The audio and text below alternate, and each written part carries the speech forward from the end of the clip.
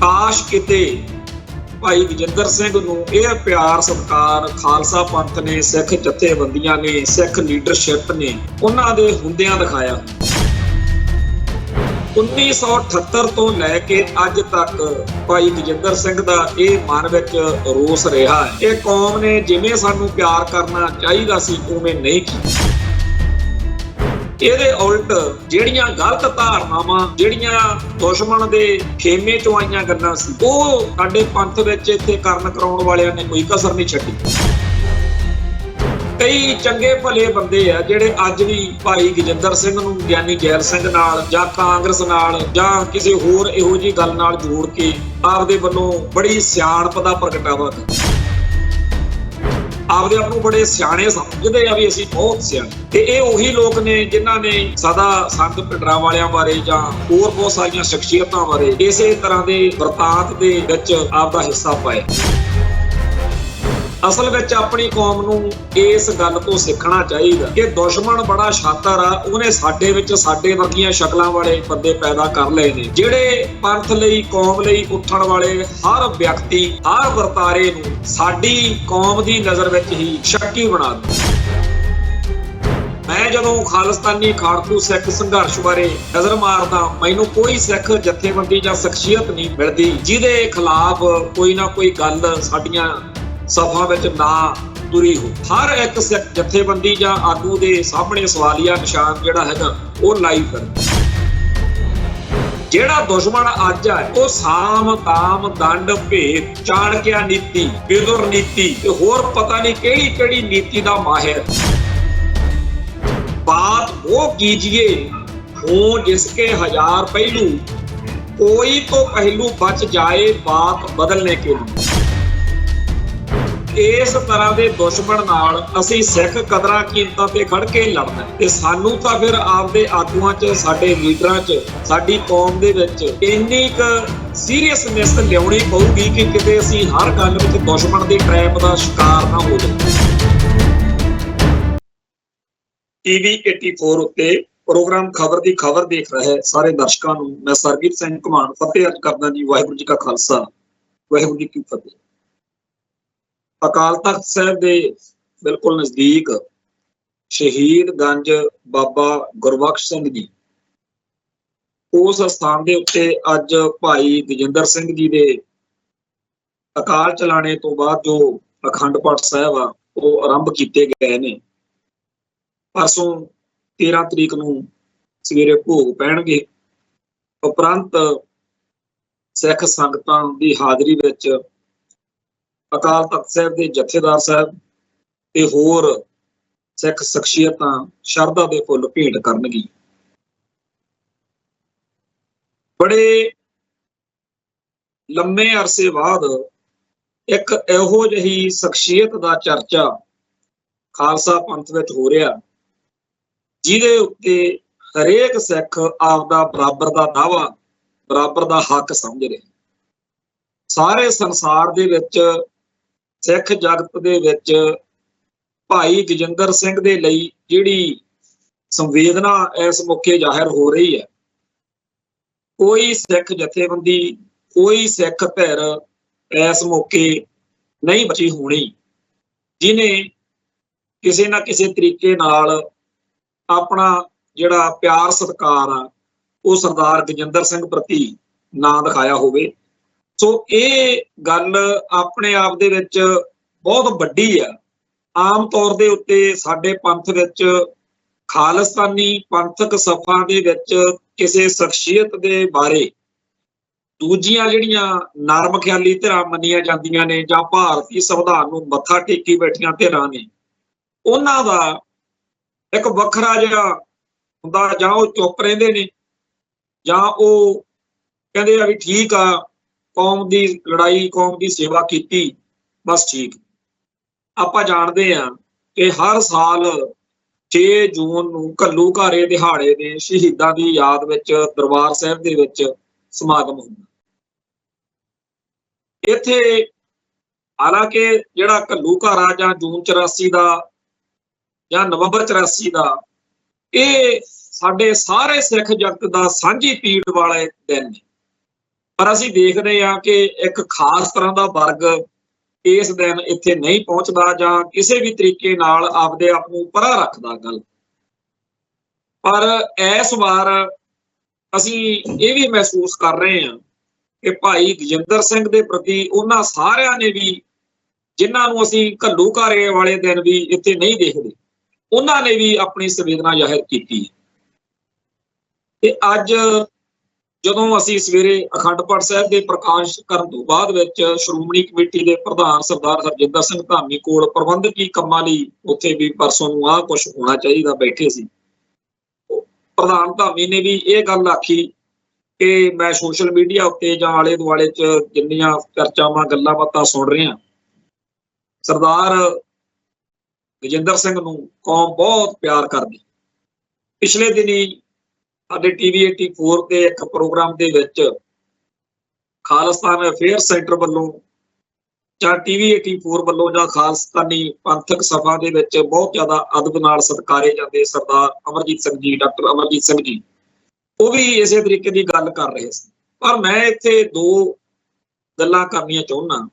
ਕਾਸ਼ ਕਿਤੇ ਭਾਈ ਗਜਿੰਦਰ ਸਿੰਘ ਨੂੰ ਇਹ ਪਿਆਰ ਸਤਿਕਾਰ ਖਾਲਸਾ ਪੰਥ ਨੇ, ਸਿੱਖ ਜਥੇਬੰਦੀਆਂ ਨੇ, ਸਿੱਖ ਲੀਡਰਸ਼ਿਪ ਨੇ ਉਹਨਾਂ ਦੇ ਹੁੰਦਿਆਂ ਦਿਖਾਇਆ ਹੁੰਦਾ। ਜਦੋਂ ਉਹ ਸੋਸ਼ਲ ਮੀਡੀਆ ਉੱਤੇ ਲਿਖਦੇ ਬੋਲਦੇ ਸੀ, ਉਦੋਂ ਬੜੀ ਵਾਰ ਇਹ ਚੀਜ਼ ਸੋਚਣੀ ਕਿ ਬਾਹਰ ਬੈਠੇ ਜਿਹੜੇ ਸਾਡੇ ਆਗੂ ਸੱਜਣ ਨੇ ਜਾਂ ਜਥੇਬੰਦੀਆਂ ਨੇ, ਉਹ ਭਾਈ ਗਜਿੰਦਰ ਸਿੰਘ ਪ੍ਰਤੀ ਆਪਣਾ ਕਿਸੇ ਕਮੈਂਟ ਦੇ ਰਾਹੀਂ ਜਾਂ ਕਿਸੇ ਗੱਲ ਦੇ ਰਾਹੀਂ ਕਿਉਂ ਨਹੀਂ ਦਿਖਾਉਂਦੇ। ਅੱਜ ਭਾਈ ਗਜਿੰਦਰ ਸਿੰਘ ਸਾਡੇ ਵਿਚਕਾਰ ਨਹੀਂ ਹੈ, ਪਰ ਉਹਨਾਂ ਨੂੰ ਜਿਹੜੀ ਚੀਜ਼ ਦੀ ਉਦੋਂ ਲੋੜ ਸੀ, ਉਹਨਾਂ ਦੀ ਇਹ ਤਾਂ ਸੱਚੇ ਪਾਤਸ਼ਾਹ ਵੱਲੋਂ ਲਿਖੀ ਹੋਈ ਸੀ ਕਿ ਇੰਨੀ ਤਰੀਕ ਨੂੰ ਆਖਰੀ ਸਾਹ ਲੈ ਲੈਣਗੇ। ਪਰ ਇਹ ਆਪਾਂ ਜਿਵੇਂ ਆਮ ਕਹਿੰਦੇ ਆ ਵੀ ਬੰਦੇ ਦਾ ਪਾਈਆ ਖੂਨ ਵੱਧ ਗਿਆ ਜੀ। ਜਿਵੇਂ ਆਪਾਂ ਹੌਸਲੇ ਵਾਲੇ ਕੋਈ ਗੱਲ ਕਰਦੇ ਆ, ਯਾਰ ਉਹਦੀ ਤਾਂ ਉਮਰ ਵੱਧ ਗਈ। ਮੈਨੂੰ ਲੱਗਦਾ ਕਿ ਭਾਈ ਗਜਿੰਦਰ ਸਿੰਘ ਨੂੰ ਮੈਂ ਆਪਦੀ ਲਾਈਫ ਦੇ ਵਿੱਚ ਬਹੁਤ ਚੜ੍ਹਦੀ ਕਲਾ ਦੇ ਵਿੱਚ ਪੂਰੀ ਦ੍ਰਿੜਤਾ ਦੇ ਨਾਲ ਆਪਦੇ ਹੱਕ ਲਈ, ਇਨਸਾਫ ਲਈ ਅੜਦਾ, ਖੜਦਾ, ਲੜਦਾ, ਜੂਝਦਾ ਦੇਖਿਆ। ਤੇ ਜੇ ਕਿਤੇ ਆਪਣੀ ਕੌਮ ਉਸ ਮੌਕੇ ਉਹਨਾਂ ਦੇ ਮੋਢੇ ਨਾਲ ਮੋਢਾ ਜੋੜ ਕੇ ਖੜਦੀ, ਪਿਆਰ ਸਤਿਕਾਰ ਕਰਦੀ, ਤਾਂ ਕਹਾਣੀ ਕੁਛ ਹੋਰ ਹੋਣੀ ਸੀ। 1978 ਤੋਂ ਲੈ ਕੇ ਅੱਜ ਤੱਕ ਭਾਈ ਗਜਿੰਦਰ ਸਿੰਘ ਦਾ ਇਹ ਮਨ ਵਿੱਚ ਰੋਸ ਰਿਹਾ ਹੈ ਕਿ ਕੌਮ ਨੇ ਜਿਵੇਂ ਸਾਨੂੰ ਪਿਆਰ ਕਰਨਾ ਚਾਹੀਦਾ ਸੀ ਉਵੇਂ ਨਹੀਂ ਕੀਤਾ।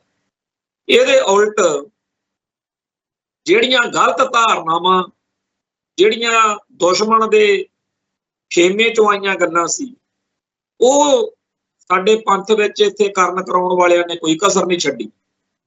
ਕਈ ਚੰਗੇ ਭਲੇ ਬੰਦੇ ਆ ਜਿਹੜੇ ਅੱਜ ਵੀ ਭਾਈ ਗਜਿੰਦਰ ਸਿੰਘ ਨੂੰ ਗਿਆਨੀ ਜੈਲ ਸਿੰਘ ਨਾਲ ਜਾਂ ਕਾਂਗਰਸ ਨਾਲ ਜਾਂ ਕਿਸੇ ਹੋਰ ਇਹੋ ਜਿਹੀ ਗੱਲ ਨਾਲ ਜੋੜ ਕੇ ਆਪਦੇ ਵੱਲੋਂ ਬੜੀ ਸਿਆਣਪ ਦਾ ਪ੍ਰਗਟਾਵਾ ਕਰਦੇ, ਆਪਦੇ ਆਪ ਨੂੰ ਬੜੇ ਸਿਆਣੇ ਸਮਝਦੇ ਆ ਵੀ ਅਸੀਂ ਬਹੁਤ ਸਿਆਣੇ। ਤੇ ਇਹ ਉਹੀ ਲੋਕ ਨੇ ਜਿਨ੍ਹਾਂ ਨੇ ਸਦਾ ਸੰਤ ਭਿੰਡਰਾਂ ਵਾਲਿਆਂ ਬਾਰੇ ਜਾਂ ਹੋਰ ਬਹੁਤ ਸਾਰੀਆਂ ਸ਼ਖਸੀਅਤਾਂ ਬਾਰੇ ਇਸੇ ਤਰ੍ਹਾਂ ਦੇ ਵਰਤਾਂਤ ਦੇ ਵਿੱਚ ਆਪਦਾ ਹਿੱਸਾ ਪਾਇਆ।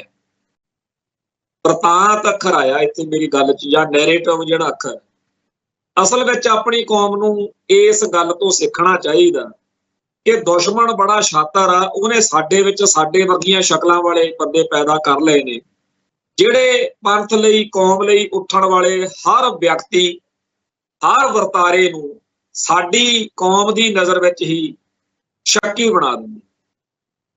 ਇਹ ਗੱਲ ਸਾਨੂੰ ਅਹਿਸਾਸ ਵਿੱਚ ਲਿਆਉਣੀ ਪਊਗੀ। ਜਿਹੜਾ ਨੁਕਸਾਨ ਬੀਤੇ ਦੌਰ ਵਿੱਚ ਅੱਡ-ਅੱਡ ਜਥੇਬੰਦੀਆਂ ਨੂੰ, ਅੱਡ-ਅੱਡ ਸ਼ਖਸੀਅਤਾਂ ਨੂੰ ਝੱਲਣਾ ਪਿਆ, ਆਉਣ ਵਾਲੇ ਸਮੇਂ 'ਚ ਜੇ ਅਸੀਂ ਇੰਨਾ ਹੀ ਸਿੱਖ ਲਈਏ ਕਿ ਹਰ ਉੱਠਣ ਵਾਲੀ ਸ਼ਖਸੀਅਤ ਨੂੰ ਜਾਂ ਉੱਠਣ ਵਾਲੀ ਜਥੇਬੰਦੀ ਨੂੰ ਜਾਂ ਹਰ ਘਟਨਾਕ੍ਰਮ ਨੂੰ ਇੱਕ ਸਲੀਕੇ ਤਰੀਕੇ ਨਾਲ ਤੋਲਿਆ ਕਰੀਏ ਤੇ ਫਿਰ ਆਪਦਾ ਕੋਈ ਰਾਇ ਬਣਾਇਆ ਕਰੀਏ। ਹੁਣ ਮੈਂ ਜਦੋਂ ਖਾਲਿਸਤਾਨੀ ਖਾੜਕੂ ਸਿੱਖ ਸੰਘਰਸ਼ ਬਾਰੇ ਨਜ਼ਰ ਮਾਰਦਾ ਮੈਨੂੰ ਕੋਈ ਸਿੱਖ ਜਥੇਬੰਦੀ ਜਾਂ ਸ਼ਖਸੀਅਤ ਨਹੀਂ ਮਿਲਦੀ ਜਿਹਦੇ ਖਿਲਾਫ ਕੋਈ ਨਾ ਕੋਈ ਗੱਲ ਸਾਡੀਆਂ ਸਫਾ ਵਿੱਚ ਨਾ ਤੁਰੀ ਹੋਵੇ। ਹਰ ਇੱਕ ਸਿੱਖ ਜਥੇਬੰਦੀ ਜਾਂ ਆਗੂ ਦੇ ਸਾਹਮਣੇ ਸਵਾਲੀਆ ਨਿਸ਼ਾਨ ਜਿਹੜਾ ਹੈਗਾ ਉਹ ਲਾਈ ਫਿਰਦੇ। ਆਪਾਂ ਇਹ ਭੁੱਲ ਰਹੇ ਹਾਂ ਕਿ ਇੱਕ ਦੁਸ਼ਮਣ ਉਹ ਸੀ ਜਿਹੜੇ ਹਥਿਆਰਬੰਦ ਹੋ ਕੇ ਸਾਡੇ ਸਾਹਮਣੇ ਆਉਂਦੇ ਸੀ ਤੇ ਅਸੀਂ ਉਹਨਾਂ ਨਾਲ ਉਵੇਂ ਲੜਨ ਵੇਲੇ ਸਾਡੀ ਕੌਮ ਦੇ ਬਜ਼ੁਰਗਾਂ ਨੇ, ਸਾਡੀ ਪਿਛਲੀ ਪੀੜ੍ਹੀਆਂ ਨੇ ਸਿਰੇ ਦੀ ਦ੍ਰਿੜਤਾ ਨਾਲ ਸੀਸ ਤਲੀ ਤੇ ਧਰ ਕੇ ਲੜਾਈਆਂ ਲੜੀਆਂ ਤੇ ਜਿੱਤੀਆਂ।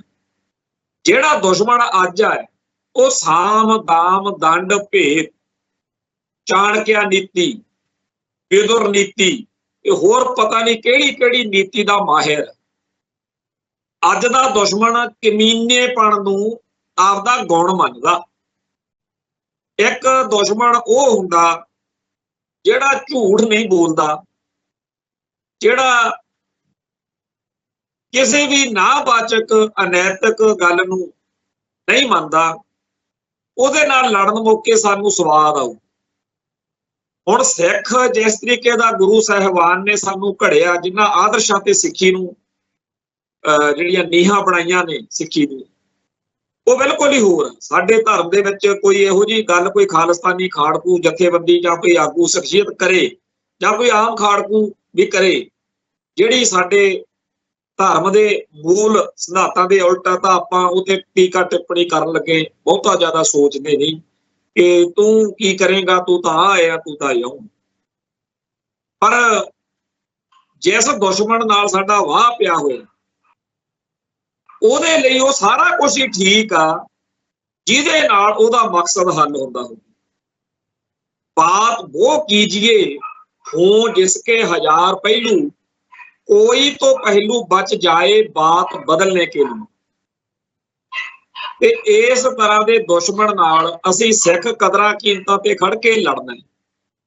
ਤੇ ਸਾਨੂੰ ਤਾਂ ਫਿਰ ਆਪਦੇ ਆਗੂਆਂ 'ਚ, ਸਾਡੇ ਲੀਡਰਾਂ 'ਚ, ਸਾਡੀ ਕੌਮ ਦੇ ਵਿੱਚ ਇੰਨੀ ਕੁ ਸੀਰੀਅਸਨੈਸ ਲਿਆਉਣੀ ਪਊਗੀ ਕਿ ਕਿਤੇ ਅਸੀਂ ਹਰ ਗੱਲ ਵਿੱਚ ਦੁਸ਼ਮਣ ਦੀ ਟਰੈਪ ਦਾ ਸ਼ਿਕਾਰ ਨਾ ਹੋ ਜਾਈਏ। ਤੇ ਦੂਜੀ ਗੱਲ ਇਹ ਕਿ ਸਾਨੂੰ ਇਹ ਵੀ ਹਰ ਗੱਲ 'ਚ ਮੰਨਣਾ ਪਊਗਾ ਕਿ ਖਾਲਿਸਤਾਨ ਦੇ ਚਾਰ ਜਜ਼ਬਾਤੀ ਨਾਅਰੇ ਮਾਰ ਕੇ, ਵਧੀਆ ਵਧੀਆ ਵੱਡੀਆਂ ਵੱਡੀਆਂ ਫੜਾਂ ਮਾਰ ਕੇ ਕੋਈ ਇਹੋ ਜਿਹਾ ਵਿਅਕਤੀ ਜਿਹੜਾ ਭਾਰਤੀ ਖੁਫੀਆ ਏਜੰਸੀਆਂ ਨੇ ਤਿਆਰ ਕਰਕੇ ਭੇਜਿਆ ਹੋਵੇ ਉਹ ਸਾਡੇ ਕੋਲੋਂ ਵੈਲਿਡਿਟੀ ਲੈ ਕੇ, ਭਰੋਸੇਯੋਗਤਾ ਲੈ ਕੇ ਸਾਡਾ ਨੁਕਸਾਨ ਨਾ ਕਰ ਜਾਵੇ। ਹੁਣ ਕੋਈ ਬੰਦਾ ਸੋਚ ਸਕਦਾ ਵੀ ਇੱਕ ਪਾਸੇ ਇਹ ਬੰਦਾ ਘੁਮਾਣ ਇਹ ਕਹਿੰਦਾ ਕਿ ਖਾਲਿਸਤਾਨੀ ਸਭਾ 'ਚ ਵਿਚਰਨ ਵਾਲੇ ਆਗੂਆਂ ਤੇ ਜਥੇਬੰਦੀਆਂ ਤੇ ਸ਼ੱਕ ਨਾ ਕਰਿਆ ਕਰੋ। ਦੂਜੀ ਲਾਈਨ ਵਿੱਚ ਕਹਿ ਰਿਹਾ ਹੈਗਾ ਕਿ ਪਰਖਿਆ ਕਰੋ। ਭਾਈ ਸਾਡੇ ਸਿੱਖ ਇਤਿਹਾਸ ਦੇ ਵਿੱਚ ਗੁਰੂ ਕਾਲ ਵੇਲੇ ਤੋਂ ਹੀ ਸਾਨੂੰ ਬਹੁਤ ਸਾਰੀਆਂ ਸਾਖੀਆਂ ਇਸ ਤਰ੍ਹਾਂ ਦੀਆਂ ਮਿਲਦੀਆਂ ਲੱਭਦੀਆਂ ਨੇ ਜਿਨ੍ਹਾਂ ਤੋਂ ਸਾਡੀ ਗੱਲ ਨੂੰ ਬਲ ਮਿਲਦਾ। ਸਾਡੇ ਗੁਰੂ ਨਾਨਕ ਪਾਤਸ਼ਾਹ ਵੇਲੇ ਦੇ ਇਤਿਹਾਸ ਤੇ ਜੇਕਰ ਸਾਡੇ ਭਰਾਵਾਂ ਨੇ ਕਿਤੇ ਨਜ਼ਰ ਮਾਰੀ ਹੋਵੇ ਤਾਂ ਸਾਨੂੰ ਸਭ ਨੂੰ ਪਤਾ ਹੈ ਕਿ ਕਿਵੇਂ ਜਦੋਂ ਭਾਈ ਲਹਿਣਾ ਜੀ, ਜਿਨ੍ਹਾਂ ਨੇ ਬਾਅਦ ਵਿੱਚ ਦੂਜੇ ਪਾਤਸ਼ਾਹ ਦੇ ਥਾਂ ਤੇ ਸਾਡੇ ਸਾਹਮਣੇ ਗੁਰੂ ਸਰੂਪ ਧਾਰਨ ਕਰਨਾ ਸੀ, ਗੁਰੂ ਬਣਨਾ ਸੀ ਸਾਡਾ, ਉਹਨਾਂ ਦੀ ਕਿਵੇਂ ਬਾਰ-ਬਾਰ ਪਰਖ ਲਈ ਗਈ। ਉਹ ਲੰਬੀ ਚੌੜੀ ਕਥਾ ਸਾਰੇ ਆਪਾਂ ਸਿੱਖ ਪਰਿਵਾਰਾਂ 'ਚ ਜੰਮੇ ਆ ਤੇ ਸਾਨੂੰ ਸਭ ਨੂੰ ਪਤਾ ਹੋਣੀ ਚਾਹੀਦੀ ਆ। ਜਿਹਨੇ ਨਹੀਂ ਸੁਣੀ ਉਹਨੂੰ ਸੁਣਨੀ ਚਾਹੀਦੀ ਆ, ਜਿਹਨੇ ਨਹੀਂ ਪੜ੍ਹੀ ਉਹਨੂੰ ਪੜ੍ਹਨੀ ਚਾਹੀਦੀ ਆ ਕਿ ਕਿਵੇਂ ਪਰਖ ਦੇ ਵਿੱਚ ਵੀ ਗੁਰੂ ਸਾਹਿਬ ਦੇ ਪੁੱਤਰ ਅਤੇ ਹੋਰ ਬਹੁਤ ਸਾਰੇ ਨੇੜਲੇ ਜਿਨ੍ਹਾਂ ਨੇ ਗੁਰੂ ਸਾਹਿਬਾਨ ਦੀ, ਗੁਰੂ ਘਰ ਦੀ, ਗੁਰੂ ਨਾਨਕ ਪਾਤਸ਼ਾਹ ਦੀ ਲੰਮੇ ਅਰਸੇ ਤੋਂ ਸੇਵਾ ਕੀਤੀ ਸੀ, ਸਿਧਾਂਤ ਨੂੰ ਸਮਝਦੇ ਸੀ, ਕਿਵੇਂ ਉਹ ਇਸ ਪਰਖ ਦੇ ਵਿੱਚੋਂ ਫੇਲ ਹੁੰਦੇ ਗਏ ਤੇ ਪਰਖ ਦੇ ਵਿੱਚੋਂ ਸਫਲ ਹੋਣ ਤੋਂ ਬਾਅਦ ਕਿਵੇਂ ਭਾਈ ਲਹਿਣਾ ਜੀ ਗੁਰਗੱਦੀ ਦੇ ਲਾਇਕ ਬਣੇ। ਹੁਣ ਇਸੇ ਤਰੀਕੇ ਨਾਲ ਸਾਡੇ ਕੋਲ ਹੋਰ ਬਹੁਤ ਸਾਰੀਆਂ ਸਾਖੀਆਂ ਨੇ ਕਿ ਕਿਵੇਂ ਗੁਰੂ ਸਾਹਿਬ ਨੇ ਕਾਬਲ ਵੱਲੋਂ ਘੋੜੇ ਲੈਣ ਭੇਜਿਆ ਤੇ ਕਿਵੇਂ ਇੱਕ ਸ਼ਬਦ ਆ ਇਸ ਗੱਲ ਦੇ ਪਰਥਾਏ, ਇਸ ਘਟਨਾਕ੍ਰਮ ਦੇ ਪਰਥਾਏ ਕਿ ਜੇ ਗੁਰ ਸਾਗ ਵਰਤਦਾ। ਤਾਂ ਇਸ ਤਰੀਕੇ ਦੀਆਂ ਸਾਡੇ ਕੋਲ ਬੇਅੰਤ ਸਾਖੀਆਂ ਨੇ।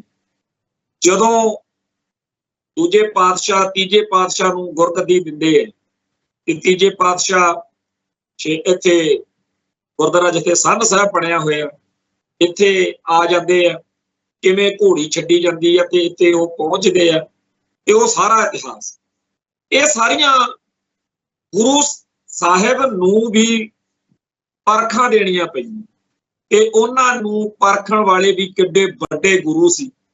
ਇਹ ਗੁਰੂ ਸਾਹਿਬਾਨ ਦੀਆਂ ਪਰਖਾਂ ਤੋਂ ਅੱਗੇ ਆਪਾਂ ਸਿੱਧਾ ਖਾਲਸਾ ਸਾਧਨਾ ਮੌਕੇ ਆ ਜਾਓ, ਕਿਵੇਂ ਪਰਖਿਆ ਗਿਆ। ਤੇ ਇਸ ਸਾਰੇ ਕਾਸੇ ਨੇ ਸਾਨੂੰ ਕੁਝ ਜੇ ਸਮਝਾਇਆ ਤਾਂ ਉਹ ਇਹੀ ਹੈ ਕਿ ਅੰਨਾ ਯਕੀਨ ਨਹੀਂ ਕਰਨਾ, ਦੇਖਣਾ ਹੈ ਕਿ ਕਿਹੜਾ ਕਿਹੜੀ ਚੀਜ਼ ਦੇ ਲਾਇਕ। ਇੱਥੋਂ ਤਾਂ ਸਾਨੂੰ ਇਹ ਮਿਲ ਗਿਆ ਕਿ ਭਾਈ ਜਦੋਂ ਸਾਡੇ ਸਾਹਮਣੇ ਕੋਈ ਆਵੇ ਤਾਂ ਉਹਦੇ ਬਾਰੇ ਅਸੀਂ ਥੋੜਾ ਬਹੁਤਾ ਚਰਚਾ ਕਰੀਏ, ਕੋਈ ਗੱਲ ਸੋਚੀਏ, ਵਿਚਾਰੀਏ, ਪਰ ਇਹ ਵੀ ਨਹੀਂ ਕਿ ਹਰ ਦੇ ਉੱਤੇ ਆਪਾਂ ਸਵਾਲੀਆ ਨਿਸ਼ਾਨ ਲਾਈ ਜਾਈਏ। ਇਹ ਗੱਲਾਂ ਪ੍ਰੈਕਟੀਕਲੀ ਸਾਨੂੰ ਕਦੋਂ ਸਮਝ ਆਉਣਗੀਆਂ? ਜਦੋਂ ਅਸੀਂ ਸਿੱਖ ਇਤਿਹਾਸ ਨੂੰ ਪੜ੍ਹਾਂਗੇ, ਸਮਝਾਂਗੇ, ਉਤੋਂ ਸਾਨੂੰ ਲੱਗੂਗਾ ਕਿ ਅਸੀਂ ਅੱਜ ਦੇ ਸਮੇਂ ਦੇ ਵਿੱਚ ਗੁਰੂ ਕਾਲ ਵੇਲੇ ਦੇ ਉਹਨਾਂ ਸਿਧਾਂਤਾਂ ਨੂੰ, ਉਹਨਾਂ ਪਰਖ ਦੇ ਨਿਯਮਾਂ ਨੂੰ ਕਿਵੇਂ ਵਰਤ ਸਕਦੇ ਹਾਂ ਤੇ ਕਿਵੇਂ ਅਸੀਂ ਅਗਲੇ ਦੌਰ ਵਿੱਚ ਕਾਮਯਾਬ ਹੋ ਸਕਦੇ। ਅੱਜ ਦੇ ਦੌਰ ਵਿੱਚ ਦੁਸ਼ਮਣ ਬੜਾ ਕਮੀਨਾ। ਦੁਸ਼ਮਣ ਨੇ ਦੋ ਕੰਮ ਕੀਤੇ। ਇੱਕ ਤਾਂ ਸਾਡੇ ਵਰਗੀਆਂ ਸ਼ਕਲਾਂ ਵਾਲੇ ਬਹੁਤ ਸਾਰੇ ਆਪਦੇ ਏਜੰਟ ਪੈਦਾ ਕਰ ਲਏ, ਜਿਨ੍ਹਾਂ ਨੂੰ ਇੱਥੋਂ ਤੱਕ ਖੁੱਲ੍ਹ ਵੀ ਜੇ ਖਾਲਿਸਤਾਨੀ ਸਫਾਂ 'ਚ ਆਪਦੇ ਪੱਖ ਨੂੰ ਮਜ਼ਬੂਤ ਕਰ ਲਈ, ਆਪਦਾ ਭਰੋਸਾ ਜਿੱਤਣ ਲਈ ਤੁਹਾਨੂੰ ਕੁਝ ਵੀ ਕਰਨਾ ਪਵੇ ਤੁਸੀਂ ਕਰ ਲਓ। ਦੂਜੀ ਗੱਲ ਇਹ ਕਿ ਪੰਥ ਨੂੰ ਸਮਰਪਿਤ ਗੁਰੂ ਦੇ ਪਿਆਰੇ ਸਿੰਘਾਂ ਨੂੰ ਬਦਨਾਮ ਕਰਨ ਲਈ, ਉਹਨਾਂ ਨੂੰ ਭਾਰਤੀ ਖੁਫੀਆ ਏਜੰਸੀਆਂ ਦੇ ਏਜੰਟ ਗਰਦਾਨਣ ਲਈ ਜੋ ਕੁਝ ਕਰਨਾ ਪਵੇ ਤੁਸੀਂ ਉਹ ਵੀ ਕਰ ਲਓ। ਹੁਣ ਇਸ ਤਰ੍ਹਾਂ ਦੇ ਮਕਾਰ ਅਤੇ ਕੂਟਨੀਤਕ ਦੁਸ਼ਮਣ ਨਾਲ ਵਰਤਣ ਮੌਕੇ ਸਾਨੂੰ ਸਮਝਣਾ ਪਊ, ਵਿਚਾਰ ਕਰਨਾ ਪਊ। ਅੰਨੀ ਦੇ ਥੇ ਇੱਕ ਤਰਫਾ ਠਾ ਕਰਕੇ ਗੱਲ ਨਹੀਂ ਬਣਨੀ। ਭਾਈ ਗਜਿੰਦਰ ਸਿੰਘ ਦੇ ਬਾਰੇ ਜਦੋਂ ਮੈਂ ਬੀਤੇ ਦੌਰ ਵਿੱਚ ਕਈ ਭੈਣ ਭਰਾਵਾਂ ਨਾਲ ਗੱਲ ਕਰਿਆ ਕਰਨੀ, ਉਹਨਾਂ ਨੇ ਕਹਿਣਾ ਕਿ ਇਹ ਸ਼ਹਿਰੀ ਸਿੱਖ ਸੀ, ਇਹ ਕਿਸਾਨੀ ਵਿੱਚੋਂ ਨਹੀਂ ਸੀ। ਇਸ ਗੱਲ ਦਾ ਬੜਾ ਭਾਜੀ ਨੂੰ, ਭਾਈ ਗਜਿੰਦਰ ਸਿੰਘ ਦੀ ਲੀਡਰਸ਼ਿਪ ਨੂੰ ਨਿਸ਼ਾਨਾ ਬਣਨਾ ਪਿਆ। ਮੈਂ ਹੈਰਾਨ ਆ ਕਿ ਸੋਸ਼ਲ ਮੀਡੀਆ ਦੇ ਉੱਤੇ ਵੀ ਕਈ ਬੰਦੇ ਇਸ ਤਰੀਕੇ ਦੀਆਂ ਟੀਕਾ ਟਿੱਪਣੀਆਂ ਕਰਦੇ, ਕਿਸੇ ਹੋਰ ਸੰਦਰਭ 'ਚ, ਕਿਸੇ ਹੋਰ ਗੱਲ ਦੇ ਸੰਦਰਭ 'ਚ ਕਰਦੇ, ਕਿਸੇ ਦਾੜੀ ਬੰਨਣ ਵਾਲੇ ਜਾਂ ਪੱਗ ਦੇ ਬੰਦੇ ਤੋਂ, ਜਾਂ ਕਿਸੇ ਦੀ ਜਿਹੜੀ ਅੱਜ ਕੱਲ ਸਾਡੇ ਰਿਵਾਜ ਚੱਲ ਪਿਆ ਹੈਗਾ ਗੋਤ ਲਿਖਣ ਦਾ, ਓਲੀ ਵਗੈਰਾ ਲਿਖਿਆ ਹੋਵੇ, ਥੱਲੇ ਲਿਖ ਦੇਣਗੇ ਇੱਕ ਪਾਪਾ 100 ਸਿਆਪਾ। ਕੱਲ ਸੋਸ਼ਲ ਮੀਡੀਆ ਦੇ ਉੱਤੇ ਇੱਕ ਕਲਿੱਪ ਘੁੰਮਦਾ ਸੀਗਾ ਜਿਹਦੇ ਵਿੱਚ ਦਿੱਲੀ ਕਮੇਟੀ ਦੇ ਜਿਹੜਾ ਪ੍ਰਧਾਨ ਆ, ਉਹਨੇ ਕੋਈ ਨਾਬਾਚਕ ਗੱਲ ਸਾਡੇ ਖਾਲਿਸਤਾਨੀ ਸਿਧਾਂਤ ਦੇ ਨਜ਼ਰੀਏ ਤੋਂ ਕੀਤੀ ਹੋਈ ਸੀ ਕਿ ਜੀ ਕੋਈ ਖਾਲਿਸਤਾਨ ਦਾ ਹਾਮੀ ਨਹੀਂ। ਉਹਦੇ ਹੇਠਾਂ ਵੀ ਇਸੇ ਤਰੀਕੇ ਦੇ ਕਮੈਂਟ ਸੀ ਕਿ ਇਹਦਾ ਜੀ ਪਾਪਾ ਹੈ। ਹੋਰ ਵੀ ਬੜੀ ਵਾਰ ਇਹ ਚੀਜ਼ ਮੈਂ ਦੇਖਦਾ ਹੁੰਦਾ, ਮੈਨੂੰ ਉਦੋਂ ਇੱਕਦਮ ਚੇਤੇ ਆਉਂਦਾ ਵੀ ਜਿਨ੍ਹਾਂ ਲੋਕਾਂ ਨੂੰ ਭਾਪੇ ਕਹਿ ਕੇ ਛੁਟਿਆਇਆ ਜਾਂਦਾ, ਜਿਨ੍ਹਾਂ ਬਰਾਦਰੀਆਂ ਨੂੰ ਆਪਾਂ ਮੰਨਿਆ ਹੋਇਆ ਕਿ ਜੀ ਇਹ ਭਾਪਿਆਂ ਦੀਆਂ ਨੇ, ਹਿੰਦੂ ਤਵੀ ਬ੍ਰਾਹਮਣਵਾਦੀ ਵੰਡ ਦੇ ਹਿਸਾਬ ਨਾਲ ਉਹ ਬਰਾਦਰੀਆਂ ਨੂੰ ਖੱਤਰੀ ਸ਼੍ਰੇਣੀ ਵਿੱਚ ਮੰਨਿਆ ਜਾਂਦਾ। ਬਹੁਤ ਸਾਰੇ ਸਾਡੇ ਭਾਈਚਾਰੇ ਦੇ ਵਿੱਚ ਅਰੋੜੇ ਸਿੱਖ, ਜਾਂ ਜਿਵੇਂ ਕਈਆਂ ਦੇ ਆਲੂ ਵਾਲੀਏ, ਮਲਹੋਤਰੇ, ਜਾਂ ਹੋਰ ਬਹੁਤ ਸਾਰੀਆਂ ਇਹੋ ਜਿਹੀਆਂ ਜਿਨ੍ਹਾਂ ਦੇ ਮਗਰ ਇਸ ਤਰ੍ਹਾਂ ਦੇ ਗੋਤਾਂ ਤੋਂ ਪਤਾ ਲੱਗ ਜਾਂਦਾ ਵੀ ਇਹ ਕਿਹੜੇ ਪੱਖ ਦੇ ਸਿੱਖ ਨੇ। ਇਹਨਾਂ ਦੇ ਬਾਰੇ ਸਾਡੇ ਬੰਦਿਆਂ ਨੇ ਸਕਿੰਟਾਂ 'ਚ ਫੈਸਲਾ ਕੀਤਾ ਹੋਇਆ ਵੀ ਇਹ ਕਮਜ਼ੋਰ ਹੁੰਦੇ ਨੇ, ਇਹ ਡਰਾਕਲ ਹੁੰਦੇ ਨੇ, ਇਹ ਲੜਨ ਮਰਨ ਵਾਲੇ ਨਹੀਂ ਹੁੰਦੇ, ਇਹਨਾਂ ਦਾ ਆਹ ਤੇ ਉਹਨਾਂ ਦਾ ਉਹ। ਬੜੀ ਸ਼ਰਮ ਕਰਨ ਵਾਲੀ ਸਾਡੇ ਲਈ ਗੱਲ ਹੈ। ਅਸੀਂ ਭੱਜਦੇ ਹਾਂ ਇਹਨਾਂ ਵਿਸ਼ਿਆਂ ਤੋਂ, ਪਰ ਅੱਜ ਮੈਨੂੰ ਕਰਨੀ ਪੈਣੀ ਆ ਗੱਲ, ਤੇ ਥੋੜਾ ਜਿਹਾ ਜਿਗਰਾ ਰੱਖ ਕੇ ਸੁਣ ਜ਼ਰੂਰ ਲਿਓ। ਚੰਗਾ ਨਾ ਲੱਗਿਆ ਤਾਂ ਕੋਈ ਗੱਲ ਨਹੀਂ, ਕਮਲਾ ਸਮਝ ਕੇ ਮਾਫ ਕਰ ਦਿਓ। ਪਰ ਮੈਂ ਕਦੇ ਕਦੇ ਸੋਚਦਾ ਹੁੰਦਾ ਕਿ 10 ਗੁਰੂ ਸਾਹਿਬਾਨ ਜਿਹੜੇ ਆ ਸਾਡੇ, ਉਹਨਾਂ ਦੀਆਂ ਬਰਾਦਰੀਆਂ ਵੱਲ ਜਿਹੜੀਆਂ ਬ੍ਰਾਹਮਣਵਾਦ ਨੇ ਸਾਡੀਆਂ ਜਾਤਾਂ ਗੋਤਾਂ ਸਾਡੇ ਮੜੀਆਂ ਹੋਈਆਂ ਨੇ, ਬੇਦੀ, ਤਰੇਹਣ, ਭੱਲੇ ਤੇ ਸੋਢੀ, ਇਹ 4 ਬਰਾਦਰੀਆਂ ਦੇ ਵਿੱਚੋਂ 10 ਪਾਤਸ਼ਾਹੀਆਂ ਦਾ ਜਿਹੜਾ ਪਿਛੋਕੜਾ ਜੁੜਦਾ। ਗੁਰੂ ਨਾਨਕ ਪਾਤਸ਼ਾਹ ਬੇਦੀ ਸੀ, ਮਗਰਲੇ ਜਿਹੜੇ ਚੌਥੇ ਪਾਤਸ਼ਾਹ ਤੋਂ ਬਾਅਦ ਵਿੱਚ ਸਾਡੇ ਗੁਰੂ ਸਾਹਿਬਾਨ ਨੇ 10ਵੇਂ ਪਾਤਸ਼ਾਹ ਤੱਕ, ਉਹ ਸੋਢੀਆਂ ਚੋਂ ਆ ਜਾਂਦੇ, ਤੇ ਦੂਜੇ ਤੇ ਤੀਜੇ ਪਾਤਸ਼ਾਹ ਤਰੇਹਣ ਅਤੇ ਭੱਲੇ ਬਰਾਦਰੀਆਂ ਚੋਂ। ਆਮ ਜਿਹੜੀ ਸਾਡੀ ਨਜ਼ਰ ਬਣੀ ਹੋਈ ਆ, ਉਹਦੇ ਹਿਸਾਬ ਨਾਲ ਤਾਂ ਫਿਰ ਇਹ 10 ਗੁਰੂ ਸਾਹਿਬਾਨ ਬੇਦੀ, ਤਰੇਹਣ, ਸੋਢੀ ਅਤੇ ਭੱਲੇ, ਇਹ ਉਹਨਾਂ ਬਰਾਦਰੀਆਂ ਚੋਂ ਨੇ ਜਿਨ੍ਹਾਂ ਨੂੰ ਸਾਡੇ ਬੰਦੇ ਭਾਪੇ ਕਹਿੰਦੇ। ਜਿਹੜੇ ਬੰਦੇ ਨੇ ਕੱਲ ਉੱਥੇ ਲਿਖਿਆ ਸੀ ਇੱਕ ਭਾਪਾ 100 ਸਿਆਪਾ, ਉਹ ਸਾਡੀ ਹੀ ਕੌਮ ਦਾ ਬੰਦਾ ਹੈ, ਤੇ ਉਹਨੂੰ ਇਸ ਗੱਲ ਦਾ ਦੁੱਖ ਆ ਵੀ ਇਹ ਜਿਹੜਾ ਦਿੱਲੀ ਕਮੇਟੀ ਦਾ ਪ੍ਰਧਾਨ ਆ ਹਰਮੀਤ ਸਿੰਘ ਕਾਲਕਾ, ਇਹਨੇ ਕਿਉਂ ਕਿਹਾ ਵੀ ਕੋਈ ਇੱਥੇ ਖਾਲਿਸਤਾਨ ਨਹੀਂ ਮੰਗਦਾ, ਇਹਦਾ ਮਤਲਬ ਉਹ ਬੰਦਾ ਖਾਲਿਸਤਾਨ ਦੇ ਹੀ ਹੋਇਤੀ ਹੈ। ਪਰ ਜੇਕਰ ਉਸ ਸਿੱਖ ਦੇ ਦਿਮਾਗ 'ਚ ਇਹ ਆ ਕਿ ਭਾਪੇ ਬੜੇ ਮਾੜੇ ਹੁੰਦੇ ਆ, ਭੈੜੇ ਹੁੰਦੇ ਆ, ਕਮਜ਼ੋਰ ਹੁੰਦੇ ਆ, ਜੇ ਉਹਦੇ ਦਿਮਾਗ 'ਚ ਗੱਲ ਆ ਇੱਕ ਭਾਪਾ 100 ਸਿਆਪਾ, ਤਾਂ ਲਾਜ਼ਮੀ ਤੌਰ ਦੇ ਉੱਤੇ ਉਸ ਬੰਦੇ ਦੇ ਬਾਰੇ ਸਾਡੀ ਕੌਮ ਦੇ ਉਹ ਸਾਰੇ ਲੋਕ ਜਿਹੜੇ ਭਾਪਿਆਂ ਦੀ ਸ਼੍ਰੇਣੀ 'ਚ ਗਿਣੇ ਜਾਂਦੇ ਨੇ, ਉਹ ਫਿਰ ਕੀ ਸੋਚਦੇ ਹੋਣਗੇ? ਉਹ ਵੀ ਮਾੜਾ ਸੋਚਦੇ ਹੋਣਗੇ। ਉਹਨਾਂ ਕੋਲੇ ਵੀ ਇਹੋ ਜਿਹੀਆਂ ਬਹੁਤ ਗੱਲਾਂ ਹੋਣਗੀਆਂ ਜੱਟ ਭਾਈਚਾਰੇ ਬਾਰੇ, ਬਹੁਤ ਸਾਰੇ ਚੁਟਕਲੇ, ਬਹੁਤ ਸਾਰੀਆਂ ਗੱਲਾਂ, ਬਹੁਤ ਸਾਰੀਆਂ ਮਾੜੀਆਂ ਗੱਲਾਂ, ਜਿਵੇਂ ਇਹ ਆ ਇੱਕ ਭਾਪਾ 100 ਸਿਆਪਾ, ਏਦਾਂ ਦੀਆਂ ਬਹੁਤ ਸਾਰੀਆਂ ਗੱਲਾਂ ਜੱਟ ਭਾਈਚਾਰੇ ਵੀ ਆ, ਕਿਸਾਨੀ ਬਰਾਦਰੀ ਬਾਰੇ ਵੀ ਆ, ਇਵੇਂ ਦੀਆਂ ਹੋਰਨਾਂ ਬਾਰੇ ਵੀ ਆ, ਸੁਨਿਆਰਾ ਸਿੱਖ ਨਹੀਂ, ਫਲਾਨਾ ਇਹ ਵੋ। ਇਹ ਸਾਰੀਆਂ ਜਿਹੜੀਆਂ ਗੱਲਾਂ ਨੇ, ਇਹ ਸਾਡਾ ਫਾਇਦਾ ਕਰਦੀਆਂ ਨੇ ਕਿ ਨੁਕਸਾਨ ਕਰਦੀਆਂ ਨੇ? ਇਹ ਸਾਨੂੰ ਕੌਮੀ ਤੌਰ ਤੇ ਇੱਕ ਕੌਮ ਬਣਨ ਦੇ ਰਾਹ ਦੇ ਵਿੱਚ ਕਿੱਡਾ ਵੱਡਾ ਰੋੜਾ ਨੇ। ਆਪਾਂ ਪਿੱਟਦੇ ਆ ਜਾਤ ਪਾਤ ਨੂੰ, ਪਰ ਇਹ ਜਿਹੜਾ ਜੱਟ ਭਾਪਾ ਵਿਵਾਦ ਜਾਂ ਫਲਾਨੀ ਬਰਾਦਰੀ ਆ ਤੇ ਫਲਾਨੀ ਬਰਾਦਰੀ ਉਹ, ਇਹ ਗੱਲਾਂ ਸਾਡੇ ਆਲੇ ਦੁਆਲੇ ਦੇ ਵਿੱਚ ਜਿਸ ਤਰੀਕੇ ਨਾਲ ਚੱਲ ਰਹੀਆਂ ਨੇ, ਇਹਦਾ ਕਿਸੇ ਨਾ ਕਿਸੇ ਰੂਪ ਵਿੱਚ ਸੋਸ਼ਲ ਮੀਡੀਆ ਦੇ ਦੌਰ ਵਿੱਚ ਬਹੁਤ ਜ਼ਿਆਦਾ ਤੇਜ਼ੀ ਨਾਲ ਇਹ ਗੱਲਾਂ ਹੁਣ, ਕਿਉਂਕਿ ਅੱਗੇ ਗੱਲਾਂ ਹੋ ਜਾਂਦੀਆਂ ਹੋਣੀਆਂ ਕਿਸੇ ਉੱਥੇ ਹੀ ਰਹਿ ਜਾਂਦੀ, ਹੁਣ ਲਿਖੀ ਹੋਈ ਗੱਲ ਘੁੰਮਦੀ ਹੈ।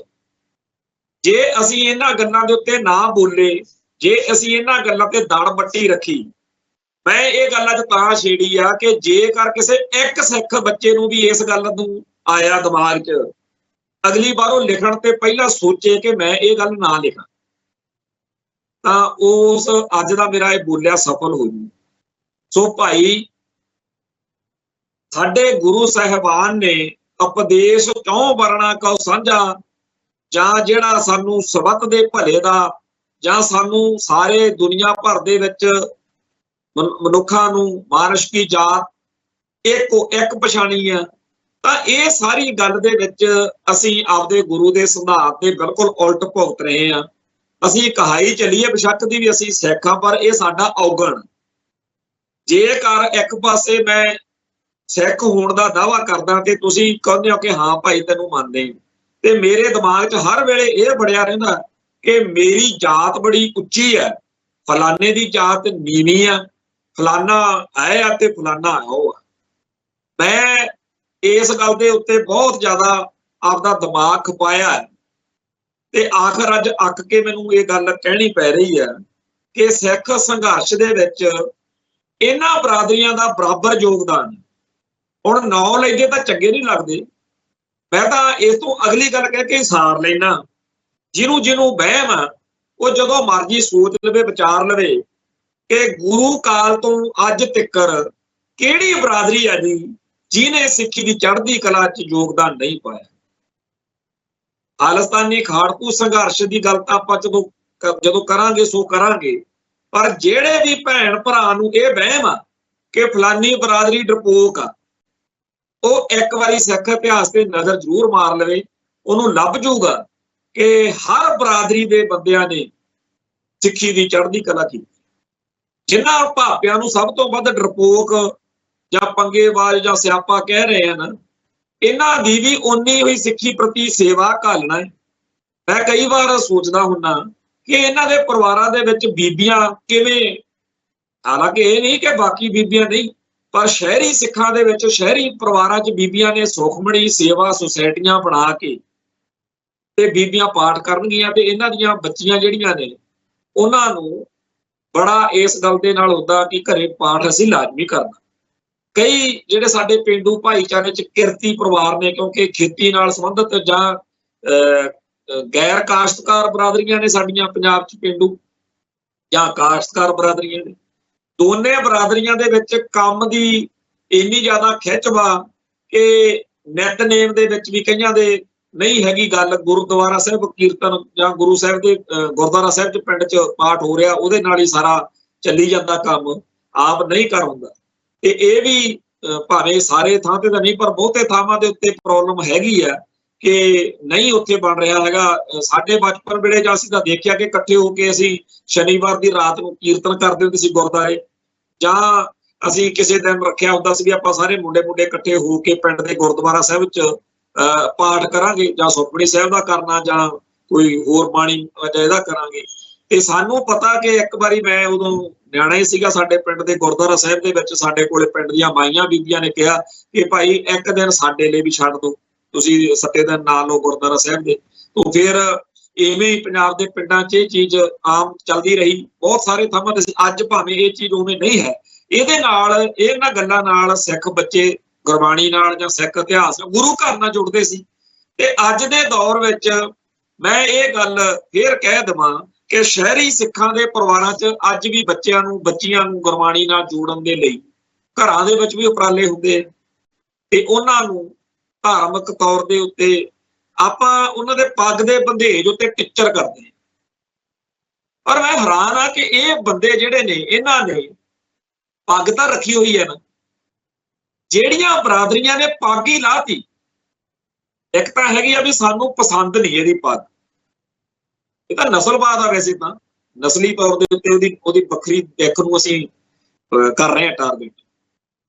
ਜੇਕਰ ਸਾਨੂੰ ਕਿਸੇ ਦੇ ਪੱਗ ਦਾ ਬੰਧੇਜ ਪਸੰਦ ਨਹੀਂ ਤਾਂ ਅਸੀਂ ਆਪ ਆਲੇ ਦੁਆਲੇ ਦੇਖੀਏ ਕਿ ਸਾਡੇ ਪਰਿਵਾਰਾਂ ਦੇ ਬੱਚਿਆਂ ਨੇ ਤਾਂ ਪੱਗ ਰੱਖੀ ਹੋਈ ਨਹੀਂ, ਕਈਆਂ ਦੇ ਜੂੜੇ ਜਾਂ ਉਹਨਾਂ ਦੇ ਸਿਰ ਤੇ ਪਟਕਾ ਬੰਨਿਆ ਹੁੰਦਾ। ਸਾਨੂੰ ਉਹ ਗੱਲ ਪਸੰਦ ਨਹੀਂ। ਮੈਨੂੰ ਵੀ ਕਈ ਵਾਰੀ ਪਸੰਦ ਨਹੀਂ ਹੁੰਦੀ, ਮੈਂ ਵੀ ਚਾਹੁੰਦਾ ਕਿ ਇਹ ਪਟਕਾ ਨਾ ਬੰਨੇ, ਏਡੀ ਉਮਰ ਹੋ ਗਈ, ਇਹਦਾ ਦਾੜਾ ਹੁਣ ਵੱਡਾ ਹੋ ਗਿਆ ਤੇ ਹੁਣ ਇਹਨੂੰ ਚਾਹੀਦਾ ਵੀ ਇਹ ਦਸਤਾਰ ਸਜਾਵੇ। ਇਹ ਤਾਂ ਮੇਰੇ ਮਨ ਦੀ ਰੀਝ ਹੈ। ਹੋ ਸਕਦਾ ਸੱਚੇ ਪਾਤਸ਼ਾਹ ਕਿਰਪਾ ਕਰਨ, ਉਹਨੂੰ ਪਟਕਾ ਜਿਹੜਾ ਛੋਟਾ ਪਟਕਾ ਬੰਨ੍ਹਦੇ ਆ ਸਿਰ ਤੇ ਜੂੜੇ ਵਾਲਾ, ਉਹ ਅੱਗੇ ਲੈ ਜਾਵੇ ਤੇ ਉਹਨੂੰ ਸੱਚੇ ਪਾਤਸ਼ਾਹ ਕਿਰਪਾ ਕਰਨ ਤੇ ਉਹ ਸਿਰ ਦੇ ਉੱਤੇ ਪਟਕੇ ਤੋਂ ਦਸਤਾਰ ਤੇ ਆ ਜਾਵੇ, ਤੇ ਦਸਤਾਰ ਨਾਲ ਫਿਰ ਮੈਨੂੰ ਪਸੰਦ ਆਵੇ, ਫਿਰ ਮੇਰੀ ਮਰਜ਼ੀ ਦੀ ਉਹ ਦਸਤਾਰ ਮੇਰੇ ਹਿਸਾਬ ਨਾਲ ਕਵੇ ਵੀ ਏਦਾਂ ਦਾ ਸਟਾਈਲ। ਹੁਣ ਮੇਰੀ ਮਰਜ਼ੀ ਚੱਲੇ, ਉਹ ਵੀ ਗੁਰੂ ਨੂੰ ਪਿਆਰ ਕਰਦਾ, ਗੁਰੂ ਉਹਨੂੰ ਪਿਆਰ ਕਰਦਾ, ਗੁਰੂ ਤੇ ਉਹਦੇ ਰਿਸ਼ਤੇ ਵਿਚਾਲੇ ਮੈਂ ਕੌਣ ਆ ਜੀ ਆ ਕੇ ਉਹਨੂੰ ਨਿਸ਼ਚਿਤ ਕਰਨ ਵਾਲਾ ਕਿ ਤੂੰ ਐਂ ਕਰ, ਐਂ ਬੋਲ। ਫਿਰ ਅਸੀਂ ਉਹਨਾਂ ਦੇ ਬੋਲੀ ਦੇ ਹਿਸਾਬ ਨਾਲ ਉਹਨਾਂ ਦਾ ਮਜ਼ਾਕ ਬਣਾਉਂਦੇ। ਇਹ ਸਾਰਾ ਕੁਝ ਕੁੱਲ ਮਿਲਾ ਕੇ ਅਸੀਂ ਚਾਹੁੰਦੇ ਕੀ ਹੈ? ਮੈਂ ਇੱਕ ਪਿੱਛੇ ਜੇ ਲੇਖਾਂ ਦੀ ਕਿਤਾਬ ਆ, ਜੱਟ ਜਾਟ ਅਤੇ ਸਿੱਖ ਧਰਮ, ਉਹਦੇ ਵਿੱਚ ਲੇਖ ਪੜ੍ਹ ਰਿਹਾ ਸੀ। ਉਹਦੇ ਵਿੱਚ ਭਾਪਿਆਂ ਦੇ ਉੱਤੇ ਇੱਕ ਬਹੁਤ ਵੱਡਾ ਪੂਰਾ ਲੇਖ ਛਪਿਆ ਹੋਇਆ ਸੀ, ਤੇ ਉੱਥੇ ਦੱਸਿਆ ਹੋਇਆ ਸੀ ਕਿ ਕੋਠੋਹਾਰ ਦੇ ਇਲਾਕੇ ਦੇ ਵਿੱਚ ਆਪਦੇ ਬਜ਼ੁਰਗ ਨੂੰ ਜਾਂ ਵੱਡੇ ਭਰਾ ਨੂੰ ਸਤਿਕਾਰ ਨਾਲ ਉਹ ਪਾਪਾ ਜੀ ਕਹਿ ਕੇ ਬੁਲਾਉਂਦੇ ਸੀ। ਜਿਵੇਂ ਸਾਡੇ ਪਰਿਵਾਰਾਂ 'ਚ ਘਰਾਂ ਦੇ ਵਿੱਚ ਦਾਰ ਜੀ ਵੀ ਕਹਿ ਲੈਂਦੇ ਆ, ਬਾਪੂ ਵੀ ਕਹਿ ਲੈਂਦੇ ਆ, ਕਈ ਹੋਰ ਸ਼ਬਦ ਨੇ, ਪਿਤਾ ਸ਼ਬਦ ਬਹੁਤ ਘੱਟ ਵਰਤਿਆ ਜਾਂਦਾ, ਪਰ ਇਹ ਵੀ ਕਿਤੇ ਕਿਹਾ ਜਾਂਦਾ। ਹੁਣ ਜਿਹੜਾ ਵੀ ਕੋਈ ਸ਼ਬਦ ਆ, ਉਸ ਸ਼ਬਦ ਕਰਕੇ ਉਹ ਬਰਾਦਰੀ ਕਿਵੇਂ ਮਾੜੀ ਹੋ ਗਈ? ਜਿਹੜੇ ਅੰਗਰੇਜ਼ ਨੇ ਉਹਨਾਂ ਦੀ ਹਰ ਚੀਜ਼ ਚੰਗੀ ਕਿਵੇਂ ਆ? ਅੰਗਰੇਜ਼ ਜੇ ਆਪਦੇ ਪਿਤਾ ਨੂੰ ਫਾਦਰ ਕਹਿੰਦੇ ਆ ਜਾਂ ਮਦਰ ਕਹਿੰਦੇ ਆ ਜਾਂ ਸਿਸਟਰ ਕਹਿੰਦੇ ਆ ਕਿਸੇ ਰਿਸ਼ਤੇ 'ਚ, ਇਸ ਤਰ੍ਹਾਂ ਰਿਸ਼ਤੇ ਨੇ, ਉਹਨਾਂ ਦੀ ਸਾਨੂੰ ਹਰ ਚੀਜ਼ ਹੀ ਚੰਗੀ ਲੱਗਦੀ ਹੈ। ਉਹਨਾਂ ਦੀ ਕਿਸੇ ਚੀਜ਼ ਦਾ ਅਸੀਂ ਮਜ਼ਾਕ ਨਹੀਂ ਉਡਾਉਂਦੇ, ਕਿਉਂਕਿ ਉਹਨਾਂ ਦੇ ਰਾਜ ਭਾਗ ਦੇ ਝੰਡੇ ਝੂਲੇ ਸੱਤਾ ਦੀ ਚੜ੍ਹਤ ਰਹੀ ਤੇ ਸਾਨੂੰ ਸਾਡੇ 'ਚ ਮਤਲਬ ਨੀਵਾਂ ਦਿਖਾਉਣ ਲਈ ਫਲਾਨੀ ਜਾਤ। ਜੇਕਰ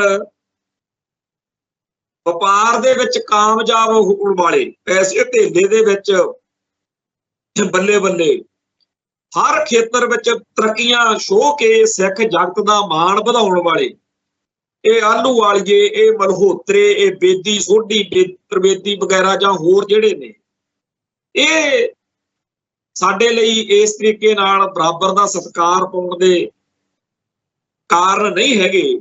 ਫਿਰ ਭਾਈਓ, ਇਹ ਬੰਦੇ ਭੱਜ ਕੇ ਆਪਦੀ ਇੱਜ਼ਤ ਬਚਾਉਣ ਲਈ ਕਿੱਥੇ ਜਾਣ? ਇਹ ਹਿੰਦੂ ਬਣ ਜਾਣ। ਮੈਂ ਇਹ ਗੱਲ ਜੱਟ ਜਾਟ ਅਤੇ ਸਿੱਖ ਧਰਮ 'ਚ ਪੜ੍ਹੀ ਸੀ, ਜਦੋਂ ਮੈਨੂੰ ਬੜੀ ਦਿਲ ਨੂੰ ਲੱਗੀ ਕਿ ਇਹ ਕਮਾਲ ਦੀ ਗੱਲ ਆ। ਉਹ 'ਚ ਬੰਦਾ ਕਹਿ ਰਿਹਾ ਕਿ ਜਦੋਂ ਮੈਂ ਸਿੱਖ ਸੀ, ਮੈਨੂੰ ਮੇਰੀ ਬਰਾਦਰੀ ਦੇ ਨਾਂ ਤੋਂ ਟਾਰਗੇਟ ਕੀਤਾ ਜਾਂਦਾ ਸੀ। ਮੈਂ ਪੜ੍ਹ ਗਿਆ, ਪੜ੍ਹਾਈ ਮੌਕੇ ਮੈਨੂੰ ਬੜਾ ਟੀਸ ਕੀਤਾ, ਬੜਾ ਤੰਗ ਕੀਤਾ। ਮੈਂ ਪੜ੍ਹਨ ਤੋਂ ਬਾਅਦ ਸਰੂਪ ਤਿਆਗਤਾ, ਮੈਨੂੰ ਬਰਾਦਰੀ ਨੇ ਮਾੜਾ ਚੰਗਾ ਕਿਹਾ, ਪਰ ਮੈਂ ਬਾਹਰ ਦਿੱਲੀ ਦੱਖਣ ਵੱਲ ਨੌਕਰੀ ਪੇਸ਼ਾ ਕਰਕੇ ਪੈਸੇ ਕਮਾ ਲਏ, ਮੈਂ ਆ ਗਿਆ ਤੇ ਹੁਣ ਮੈਂ ਸਫਾ ਚੱਟਵਾਂ, ਮੂੰਹ ਸਿਰ ਮੁੰਨਿਆ ਹੋਇਆ। ਹੁਣ ਮੈਨੂੰ ਆਲੇ ਦੁਆਲੇ ਦੇ ਸਰਦਾਰ ਜਿਹੜੇ ਨੇ ਸਾਡੇ ਮਹੱਲੇ ਦੇ, ਉਹ ਮਲਹੋਤਰਾ ਸਾਹਿਬ ਕਹਿ ਕੇ ਬੁਲਾਉਂਦੇ। ਤੇ ਜਦੋਂ ਮੈਂ ਸਰਦਾਰ ਸੀ, ਉਦੋਂ ਮੈਨੂੰ ਪਾਪਾ ਵੀ ਕਹਿੰਦੇ ਸੀ, ਤੇ ਉਦੋਂ ਮੇਰੇ ਪਾਪਾ ਅੱਖਰ ਦੇ ਮੂਹਰੇ ਮੇਰੀ ਪਿੱਠ ਪਿੱਛੇ, ਜਿਹਦਾ ਮੈਨੂੰ ਪਤਾ ਸੀ, ਕੋਈ ਹੋਰ ਭੈੜਾ ਲਫ਼ਜ਼ ਵੀ ਲਾਉਂਦੇ ਸੀ। ਇਹ ਕੀ ਹੋ ਕੀ ਰਿਹਾ ਜੀ ਸਾਡੀ ਕੌਮ 'ਚ? ਸਾਨੂੰ ਤਾਂ ਇਸ ਗੱਲ ਦਾ ਫਖਰ ਹੋਣਾ ਚਾਹੀਦਾ ਕਿ ਗੁਰੂ ਸਾਹਿਬ ਨੇ ਦੁਨੀਆ ਭਰ ਦੇ ਹਰ ਇੱਕ ਲਤਾੜੇ ਮਨੁੱਖ ਨੂੰ, ਜਿਹੜਾ ਕਿਸੇ ਵੀ ਸਿਸਟਮ ਦਾ ਸਤਾਇਆ ਹੋਇਆ ਮਨੁੱਖ, ਉਹਨੂੰ ਖਾਲਸੇ ਪੰਥ ਦਾ ਹਿੱਸਾ ਬਣਾਉਣ, ਸਿੱਖ ਕੌਮ ਦੇ ਵਿੱਚ ਲੈ ਕੇ ਆਉਣ ਲਈ ਗੁਰੂ ਨਾਨਕ ਪਾਤਸ਼ਾਹ ਵੇਲੇ ਤੁਸੀਂ ਦੇਖੋ, ਉਹਨਾਂ ਨੇ ਤਾਂ ਕਿਹਾ ਕਿ ਜਦੋਂ ਬ੍ਰਾਹਮਣਵਾਦੀਆਂ ਨੇ ਕਿਹਾ ਵੀ ਤੁਸੀਂ ਤਾਂ ਖੱਤਰੀਆਂ ਦੇ ਪਰਿਵਾਰ ਦੇ ਜੰਮੇ ਜਾਏ ਹੋ, ਖੱਤਰੀ ਕੁੱਲ ਚੋਂ ਆ, ਤੁਹਾਡੀ ਕੁੱਲ ਬੜੀ ਉੱਚੀ ਹੈ, ਤੇ ਤੁਸੀਂ ਇਹਨਾਂ ਨੀਵਿਆਂ ਤੋਂ ਨੀਚਾਂ ਤੋਂ ਕੀ ਲੈਣਾ? ਤਾਂ ਗੁਰੂ ਨਾਨਕ ਪਾਤਸ਼ਾਹ ਨੇ ਤਾਂ ਕਮਾਲ ਕਰਤੀ। ਉਹ ਕਹਿੰਦੇ ਨੀਚਾ ਅੰਦਰ ਨੀਚ ਜਾ, ਨੀਚੀ ਹੂੰ ਅਤ ਨੀਚ, ਨਾਨਕ ਤਿੰਨ ਕੇ ਸੰਗ ਸਾਥ ਵੱਡਿਆ ਸਿਓ। ਮੈਨੂੰ ਤੁਸੀਂ ਖੱਤਰੀ ਕੁੱਤਰੀ ਵਾਲੀ ਗੱਲ ਛੱਡੋ, ਮੈਨੂੰ ਤਾਂ ਇਹ ਪਿਆਰੇ ਨੇ, ਕਿਉਂਕਿ ਮੈਨੂੰ ਇਸ ਗੱਲ ਦਾ ਪਤਾ, ਜਿੱਥੇ ਨੀਚ ਸਮਾਲੀਅਨ ਤਿੱਥੇ ਨਦਰ ਤੇਰੀ, ਉੱਥੇ ਤਾਂ ਉਹਦੀ ਬਖਸ਼ੀਸ਼ ਹੁੰਦੀ ਆ ਭਾਈ, ਜਿੱਥੇ ਉਹ ਇਹਨਾਂ ਨੂੰ ਹੁੰਦਾ। ਇਹੀ ਗੱਲ ਦਸ਼ਮੇਸ਼ ਪਾਤਸ਼ਾਹ ਨੇ ਕਹੀ ਕਿ ਜਿਨਕੀ ਜਾ ਵਰਣ ਔਰ ਕੁੱਲ ਮਾਹੀ, ਸਰਦਾਰੀ ਨਾ ਭਈ ਕਦਾਹੀ, ਇਹਨੇ ਹੀ ਕੋ ਸਰਦਾਰ ਬਣਾਉ ਕਵੇਂ ਗੋਬਿੰਦ ਸਿੰਘ ਨਾਮ ਕਹਾਂ। ਮੈਂ ਹੈਰਾਨ ਆ ਕਿ ਜਦੋਂ ਇੱਕ ਕਿਤਾਬ ਪਿੱਛੇ ਜੇ ਲੇਖ ਲੜੀ, ਪਹਿਲੋਂ ਅਜੀਤ 'ਚ ਛਪੀ ਕਿਤਾਬ ਵੀ ਉਹ ਛਪ ਗਈ ਹੈ, ਸ਼੍ਰੋਮਣੀ ਕਮੇਟੀ ਕਿਵੇਂ ਬਣੀ। ਉਹਦੇ ਵਿੱਚ ਇਹ ਸੀ ਕਿ ਬ੍ਰਾਹਮਣਵਾਦੀਆਂ ਨੇ ਜਦੋਂ ਸਾਡਾ ਮਹਾਰਾਜਾ ਰਣਜੀਤ ਸਿੰਘ ਦੇ ਰਾਜ ਭਾਗ ਤੋਂ ਬਾਅਦ ਵਿੱਚ ਜਿਹੜਾ ਦੌਰ ਆਉਂਦਾ, ਜਦੋਂ ਮਹੰਤ ਸ਼ਾਹੀ ਕਾਬਜ ਹੋ ਗਈ ਤੇ ਗੁਰਧਾਮਾਂ ਦੇ ਵਿੱਚ ਉਹੀ ਬ੍ਰਾਹਮਣਵਾਦ ਪੂਰੀ ਤਰ੍ਹਾਂ ਛਾ ਗਿਆ, ਜਿਹਤੋਂ ਖਹਿੜਾ ਛਡਾ ਕੇ ਸਾਡਾ ਗੁਰੂ ਪਾਤਸ਼ਾਹ ਨੇ ਸਾਨੂੰ ਖਾਲਸੇ ਸਜਾਇਆ ਸੀ। ਇੱਥੇ ਦਰਬਾਰ ਸਾਹਿਬ ਦੇ ਵਿੱਚ ਇਹ ਹੁਕਮ ਕਰਤਾ ਕਿ 12 ਵਜੇ ਦੇ ਲਾਗੇ ਚਾਗੇ ਜਦੋਂ ਸੂਰਜ ਸਿੱਧਾ ਹੋਵੇ, ਕਿਸੇ ਚੀਜ਼ ਤੇ ਛਾਂ ਨਹੀਂ ਪੈਣੀ ਚਾਹੀਦੀ ਇਹਨਾਂ ਬਰਾਦਰੀਆਂ ਦੀ, ਉਦੋਂ ਹੀ ਆ ਸਕਦੇ। ਤੇ ਇਸੇ ਤਰੀਕੇ ਨਾਲ ਕਹਿਤਾ ਵੀ ਇਹਨਾਂ ਦੀ ਕੜਾਹ ਪ੍ਰਸ਼ਾਦੀ ਦੇਗ ਨਹੀਂ ਪ੍ਰਵਾਨਗੀ। ਉਸ ਗੱਲ ਦੇ ਵਿੱਚ ਜਦੋਂ ਇਹ ਜਿਨ੍ਹਾਂ ਨੂੰ ਦਲਿਤ ਪਛੜੀਆਂ ਹੋਈਆਂ ਜਾਂ ਬ੍ਰਾਹਮਣਵਾਦ ਵੱਲੋਂ ਨੀਚ ਜਾਤੀਆਂ ਬਰਾਦਰੀਆਂ ਦੇ ਸਿੱਖਾਂ ਨੇ ਇੱਥੇ ਇਹ ਉਪਰਾਲਾ ਕੀਤਾ ਦਰਬਾਰ ਸਾਹਿਬ ਦੇ ਵਿੱਚ ਆਉਣ ਦਾ, ਤੇ ਇਹ ਸਾਰਾ ਕੁਝ ਵਾਪਰਿਆ, ਉਹ ਇਤਿਹਾਸ ਬੜਾ ਕਮਾਲ ਦਾ ਹੈ। ਹੈਰਾਨੀ ਦੀ ਗੱਲ ਇਹ ਆ ਕਿ ਉਸ ਮੌਕੇ ਜਿਹੜੀਆਂ ਬਰਾਦਰੀਆਂ ਨੇ ਇਹਨਾਂ ਅਖੌਤੀ ਨੀਚ ਕਹੇ ਜਾਂਦੇ ਲੋਕਾਂ ਦਾ, ਸਿੱਖਾਂ ਦਾ ਸਾਥ ਦਿੱਤਾ, ਉਹ ਪਤਾ ਕੌਣ ਸੀ?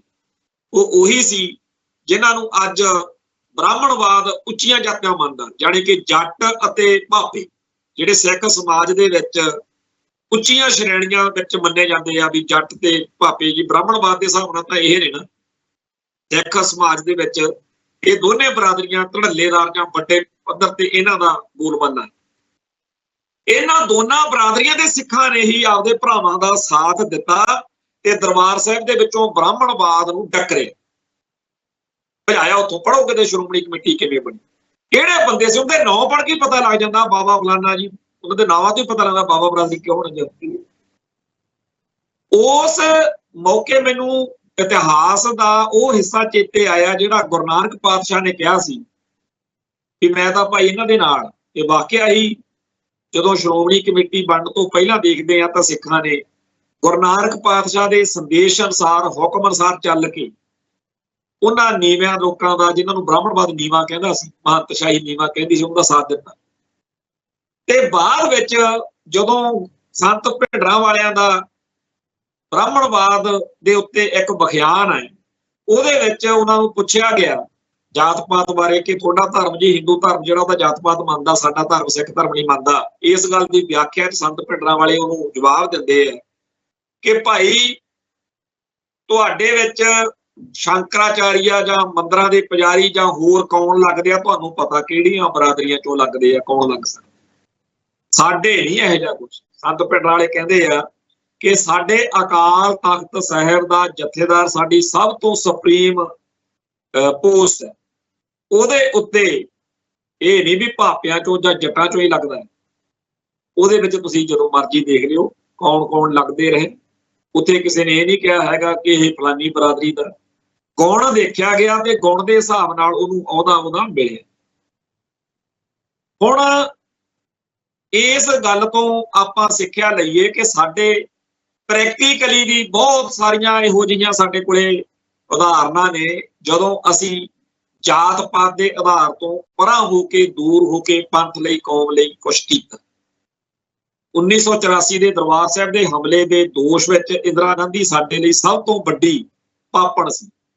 ਉਹਨੂੰ ਸੋਧਾ ਲਾਉਣ ਮੌਕੇ ਸ਼ਹੀਦ ਬੇਅੰਤ ਸਿੰਘ ਕੱਲਾ ਵੀ ਇਹ ਕੰਮ ਕਰ ਸਕਦਾ ਸੀ ਤੇ ਸ਼ਹੀਦ ਸਤਵੰਤ ਸਿੰਘ ਵੀ ਇਹ ਕੱਲਾ ਕੰਮ ਕਰ ਸਕਦਾ ਸੀ, ਪਰ ਉਸ ਅਕਾਲ ਪੁਰਖ ਵਾਹਿਗੁਰੂ ਨੇ ਸਾਨੂੰ ਮੱਤ ਦੇਣੀ ਸੀ ਕਿ ਜੇ ਤੁਸੀਂ ਜਾਤ ਪਾਤ ਤੇ ਹੋਰ ਬ੍ਰਾਹਮਣਵਾਦੀ ਕਲੰਕਾਂ ਤੋਂ ਪਰਾਂ ਰਹਿ ਕੇ ਕਿਸੇ ਵੀ ਪਾਸੇ ਚੜ੍ਹਾਈ ਕਰੋਗੇ ਤਾਂ ਮੇਰੀ ਜਿਹੜੀ ਗੁਰੂ ਦਸ਼ਮੇਸ਼ ਪਾਤਸ਼ਾਹ ਦਾ ਬਚਨ ਆ ਕਿ ਜਬ ਲਗ ਖਾਲਸਾ ਰਹੇ ਨਿਆਰਾ ਤਬ ਲਗ ਤੇਜ ਦਿਉ ਮੈਂ ਸਾਰਾ, ਉਹ ਸਾਰਾ ਤੇਜ ਜਿਹੜਾ ਸੀ ਉਹ ਫਿਰ ਸ਼ਹੀਦ ਬੇਅੰਤ ਸਿੰਘ ਤੇ ਸ਼ਹੀਦ ਸਤਵੰਤ ਸਿੰਘ ਨੂੰ ਪਾਤਸ਼ਾਹ ਨੇ ਬਖਸ਼ਿਆ ਤੇ ਦੁਸ਼ਮਣ ਜਿਹੜਾ ਸੀ ਉਹ ਚਫਾਲ ਲਿਖਿਆ ਪਿਆ ਸੀ। ਇਹ ਗੱਲ ਆਪਾਂ ਨੂੰ ਬਾਰ-ਬਾਰ ਇਤਿਹਾਸ ਵਿੱਚ ਮਿਲਦੀ ਹੈ ਕਿ ਮਹੰਤਸ਼ਾਹੀ ਮਗਰ ਚਾਹੇ ਕੋਈ ਮਰਜ਼ੀ ਹਾਕਮ ਹਕੂਮਤ ਖੜੀ ਹੋਵੇ, ਇੰਦਰਾ ਗਾਂਧੀ ਚਾਹੇ ਆਪ ਤਖਤਾਂ ਤਾਜਾਂ ਦੀ ਮਾਲਕ ਹੋ, ਜੇਕਰ ਗੁਰੂ ਦੇ ਹੁਕਮ ਅਨੁਸਾਰ ਚੱਲੋਗੇ ਤਾਂ ਦੁਸ਼ਮਣ ਚਾਹੇ ਕਿੱਡਾ ਵੀ ਬਲਵਾਨ ਆ ਤੁਹਾਡੇ ਪੈਰਾਂ 'ਚ ਡਿੱਗਾ ਪਿਆ। ਪਰ ਜੇ ਆਪਾਂ ਜਾਤ ਪਾਤ ਦੇ ਆਧਾਰ ਦੇ ਉੱਤੇ ਇਹ ਕਲੰਕ ਆਪਾਂ ਲੈ ਕੇ ਨਾਲ ਤੁਰਦੇ ਰਹੇ, ਬ੍ਰਾਹਮਣਵਾਦ ਨੂੰ ਆਪਾਂ, ਇਹ ਬ੍ਰਾਹਮਣਵਾਦ ਆ ਵੀ ਮੈਂ ਜੱਟ ਆ ਤੇ ਮੈਂ ਪਾਪਾ ਤੇ ਉਹ ਫਲਾਨਾ ਮਾੜਾ ਤੇ ਫਲਾਨਾ ਚੰਗੀ, ਨਿਕਲੋ ਇਸ ਗਧੀ ਗੇੜ 'ਚ। ਸਾਡਾ ਤਾਂ ਆ ਜਿਹੜਾ ਇਤਿਹਾਸ ਆ ਬੀਤੇ ਦੌਰ ਦਾ ਖਾਲਿਸਤਾਨੀ ਖਾੜਕੂ ਸੰਘਰਸ਼, ਇਹਦੇ ਵਿੱਚ ਬੜੀ ਵਾਰ ਇਹ ਗੱਲ ਵਾਪਰੀ ਕਿ ਅਸੀਂ ਨਹੀਂ ਇਸ ਚੀਜ਼ ਨੂੰ ਮੰਨਦੇ ਕਿ ਫਲਾਨਾ ਫਲਾਨੀ ਜਾਤ ਦਾ ਵਾ, ਫਲਾਨਾ ਫਲਾਨੀ ਜਾਤ ਦਾ ਨਹੀਂ। ਸਾਨੂੰ ਤਾਂ ਉਹਦੀ ਜਥੇਦਾਰੀ, ਉਹਦੀ ਜਰਨੈਲੀ ਉੱਤੇ, ਉਹਦੇ ਪੰਥ ਲਈ ਸਮਰਪਣ ਹੋਣ ਤੇ ਮਾਣ ਆ, ਚਾਹੇ ਉਹਦੀ ਬਰਾਦਰੀ ਕੋਈ ਆ। ਕਦੇ ਨਹੀਂ ਕਿਸੇ ਨੇ ਪੁੱਛਿਆ ਸੀ ਕਿ ਫਲਾਨਾ ਕਿਹੜੀ ਬਰਾਦਰੀ ਦਾ ਖਾੜਕੂ। ਜਦੋਂ ਦਿੱਲੀ ਵਾਲਿਆਂ ਨੇ ਕੋਈ ਕਸਰ ਨਹੀਂ ਛੱਡੀ, ਬ੍ਰਾਹਮਣਵਾਦ ਨੇ ਦਿੱਲੀ ਤੇ ਨਾਗਪੁਰ ਨੇ ਕੋਈ ਕਸਰ ਨਹੀਂ ਛੱਡੀ, ਤੇ ਅਸੀਂ ਕਿਉਂ ਕਸਰਾਂ ਕਰੀਏ ਜੀ ਆਪਸ ਵਿੱਚ? ਉਹ ਤਾਂ ਸਾਰਿਆਂ ਨੂੰ ਇੱਕੋ ਜਿਹਾ ਮਾਰਦੇ ਸੀ। ਜਿਹੜੇ ਨਵੰਬਰ 84 ਚ ਸਾਡੇ ਭਰਾਵਾਂ ਨੂੰ ਸਾਰੇ ਭਾਰਤ ਵਿੱਚ ਕਤਲ ਕੀਤਾ ਗਿਆ, ਉਹ ਵੀ ਸਿੱਖ ਹੋਣ ਕਰਕੇ ਹੀ ਕਤਲ ਕੀਤੇ ਗਏ ਨੇ। ਵਾਲਿਆਂ ਨਾਲ ਤਾਂ ਨਾਮ ਨਹੀਂ ਰਲਦੇ ਜੀ। ਜਦੋਂ ਦਰਸ਼ਨਾ ਦੇਵੀ ਫਲਾਨਾ ਉਹਨਾਂ ਦੇ, ਸੋ ਸਾਨੂੰ ਇਹ ਗੱਲ ਆਪਣੇ ਜੇਨ ਵਿੱਚ ਲਿਆਉਣੀ ਪਊਗੀ ਕਿ ਜਿਹੜੀਆਂ ਬਰਾਦਰੀਆਂ ਨੂੰ ਅਸੀਂ ਟਾਰਗੇਟ ਕਰਦੇ ਹਾਂ, ਦੁਸ਼ਮਣ ਕਰੇ ਸੋ ਕਰੇ, ਪਰ ਜੇਕਰ ਅਸੀਂ ਸਿੱਖਾਂ ਦੇ ਘਰੇ ਜਨਮ ਲੈ ਕੇ, ਜੇਕਰ ਮੇਰਾ ਪੁੱਤ ਜਾਂ ਮੇਰਾ ਭਰਾ ਜਾਂ ਮੇਰੇ ਪਰਿਵਾਰ ਦਾ ਕੋਈ ਮੈਂਬਰ ਕਿਸੇ ਨੂੰ ਉਹਦੀ ਬਰਾਦਰੀ ਕਰਕੇ ਟਾਰਗੇਟ ਕਰਦਾ, ਨੀਵਾਂ ਦਿਖਾਉਂਦਾ, ਉਹ ਕਹਿੰਦਾ ਇੱਕ ਪਾਪਾ 100 ਸਿਰ। ਜੇਕਰ ਕੋਈ ਸਾਡੇ, ਤਾਂ ਇਹ ਸਾਡੇ ਪਰਿਵਾਰ ਦੇ ਵਿੱਚ ਨੁਕਸ ਹੋ, ਇਹ ਸਾਡੇ ਪਰਵਰਿਸ਼ ਵਿੱਚ ਨੁਕਸ ਹੋ। क्यों असी इस तरीके दीयां गल्लां करन लई साडे बंदा तैयार करता? असी क्यों भुले हुए हैं कि इस खालिस्तान के संघर्ष विच जां सिख कौम के सारे संघर्ष विच कोई ना बरादरी होवे जिन्हें कौम की चढ़ती कला लई किते ना किते योगदान ना पाया होवे। और इनकलाब वड्डे एक्शनां दे विच बाबा वीर सिंह ते बाबा धीर सिंह कौन सी, किहड़ी बरादरी चों सी, जिन्हां ने उस मौके दशमेश पातशाह के सामने खड़ के परख, जदों बंदूक की परख की है, ते भाई डल्ला किहड़ी बरादरी चों सी? पर कल्ले भाई डल्ले दी उस गड़बड़ करके की ओदी पूरी बरादरी नूं असीं टारगेट कर दईए भी ये तां माड़े ने? की KPS गैल सी कि की पूरे जिहड़े गैल होना जट जमींदारां च आउंदी है जमात, की पूरे जट भाईचारे नूं कि तुहाडे च तां KPS गैल होया, कि पूरा काश्तकार वर्ग जिहड़ा किसानी है साडी सिख समाज की, वो पूरी गलत हो गई? वो व्यक्तिगत तौर पर गलत, वो असीं तां पूरे गैल हुण बराड़ संत भिंडरां वालियां दे परिवार का पिछोकड़ बराड़ बरादरी नाल जोड़ना। जेकर एक बलदेव सिंह बराड़ पुलिस अफसर होया, बड़ा माड़ा अफसर होया, हुण असीं संत भिंडरां वाला क्यों ना चेते रखीए? सो आपां नूं इह फार्मूला अपनाउणा पऊगा कि असीं जदों किसे खत्रियां चों जां किसी भी बरादरी चों सिखां दे बारे देखना होवे तां असीं उहदा चंगा बंदा चुणीए, असीं माड़ा बंदा क्यों देखदे? हर बरादरी दे कोले कुछ कहण नूं हैगा, हर जात दे सिख कोले आपदे पक्ष च दिखाउण नूं हैगा कि मेरा भी हैगा।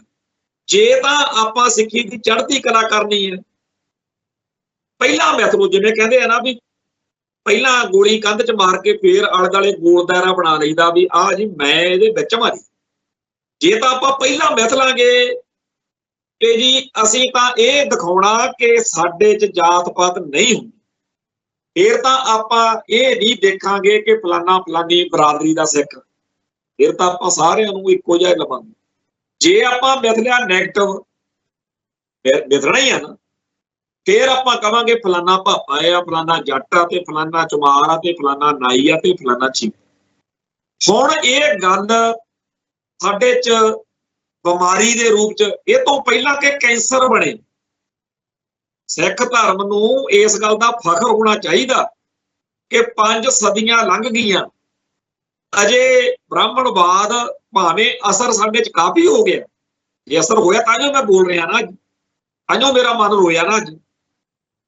ते जेकर इस बीमारी नूं आपां ना रोकिया, इहदी निशानदेही करके इहदा इलाज ना कीता, असीं मार खावांगे। ਇਹ ਉਹੀ ਬਿਮਾਰੀ ਹੈ ਜੀ ਜਿਹਨੇ ਹਿੰਦੂਆਂ ਦਾ ਬ੍ਰਾਹਮਣਵਾਦ ਦਾ ਬੇੜਾ ਗਰਕ ਕੀਤਾ। ਉਹ ਪਤਾ ਨਹੀਂ 6000 ਦੱਸਦੇ ਆ ਵੀ 6000 ਜਾਤਾਂ 'ਚ ਵੰਡਿਆ ਹੋਇਆ ਉਹਨਾਂ।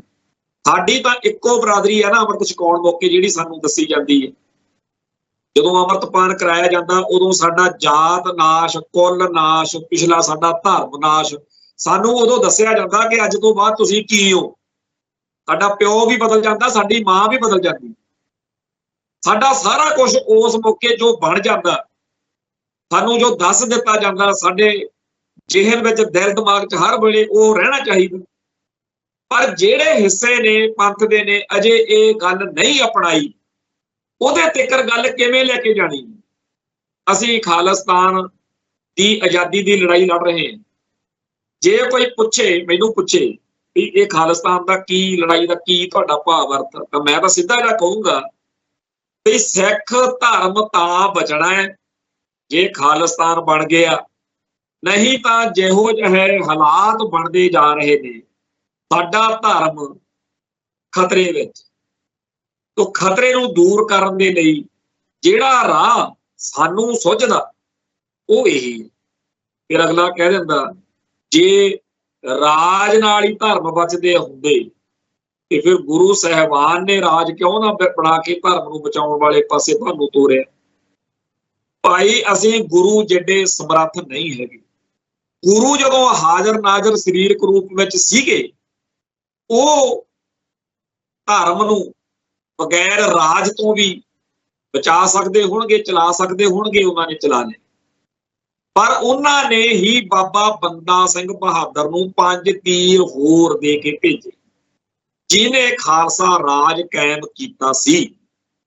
ਤੇ ਉਸ ਰਾਜ ਦੇ ਵਿੱਚ ਜੋ ਇਤਿਹਾਸਕਾਰ ਲਿਖਦੇ ਆ ਵੀ ਆਪਣੇ ਇਲਾਕੇ ਦਾ ਕੋਈ ਕਮੀ ਕਮੀਣ ਸਮਝਿਆ ਜਾਂਦਾ ਬੰਦਾ, ਬ੍ਰਾਹਮਣਵਾਦ ਵੱਲੋਂ ਦਰਕਾਰਿਆ ਜਾਂਦਾ ਬੰਦਾ, ਜਦੋਂ ਦਰਬਾਰ 'ਚ ਖਾਲਸਾ ਰਾਜ ਦੇ ਦਰਬਾਰ 'ਚ ਸਿੱਖ ਰਾਜ ਦੇ ਕੋਲ ਪਹੁੰਚ ਜਾਂਦਾ ਸੀ ਉੱਥੇ, ਤਾਂ ਉਹ ਹਾਕਮ ਬਣ ਕੇ ਵਰਤਦਾ ਸੀ।